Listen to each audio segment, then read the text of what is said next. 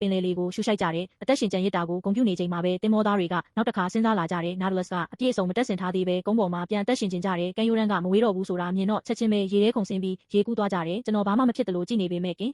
သမားတွေကကမ်းခြေကိုမြန်ဆန်ဝိုင်းဝန်းနေကြတယ်အရှိအိန္ဒိယကုမ္ပဏီကနာဒလတ်တင်မောမှာထွက်ပြေးသူတွေပြည်နေတယ်ဆိုတာသတင်းပေးပြီးသားမို့သူတို့ကလှေတွေကိုလူယူပြီးကျွန်တော်တို့နောက်လိုက်လာကြတယ်လီနာလည်းအဲ့ဒါကိုမြင်သွားပြီးရေငုပ်တင်မောစီပြန်ကူးဖို့ချက်ချင်းလှည့်သွားတယ်အဲ့ဒီအချိန်မှာကျွန်တော်အကြီးအကျယ်ဒုက္ခရောက်ခဲ့ရတယ်တင်မောကရုတ်တရက်လျှက်စစ်တပ်အားလုံးဝပြတ်တောက်သွားတယ်ဒီဇိုင်နာနဲ့ကျွန်တော်နေရာတိုင်းကိုစစ်ဆေးပေမဲ့ပြဿနာကိုရှာမတွေ့ဘူးကျွန်တော်တို့ရုန်းကန်နေတော့မှ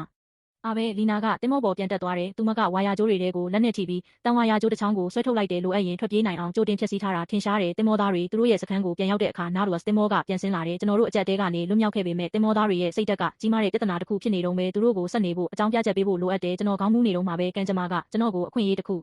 ပေးခဲ့တယ်ဝေလာငါးဖမ်းတင်မောတစ်စင်းကအေယာမဝေလာငါးကြီးတကောင်ကိုဆွဲဆောင်ဖို့လှည့်စားတဲ့ပစ္စည်းကိုအသုံးပြုခဲ့တယ်ကျွန်တော်ရဲ့အမိရနာဒလတ်တင်မောဟာဝေလာငါးဖမ်းသမားတွေရှေ့မှာတင်ရေထဲကနေပောက်ကွဲထွက်လာခဲ့ပါတယ်ကျွန်တော်တင်မောကုန်းပတ်ပေါ်ကိုဆင်းပြီးညားနဲ့ချိတ်ခံထားရတဲ့မိခင်ဝေလာငါးစီကိုခုန်တက်သွားခဲ့ပါတယ်တန်ငါးတွေကသူတို့ရဲ့ငါးတွေကိုလွတ်အောင်မဖမ်းကြပါဘူးသူတို့ကရိုင်ဖယ်တွေကိုဆွဲယူပြီးပြစ်ခတ်ခဲ့ကြပါတယ်အန်ဩစရာကောင်းတာကနာဒလတ်တင်မောသားတွေကစုဝေးပြီးရေငုပ်တင်မောကိုအကွ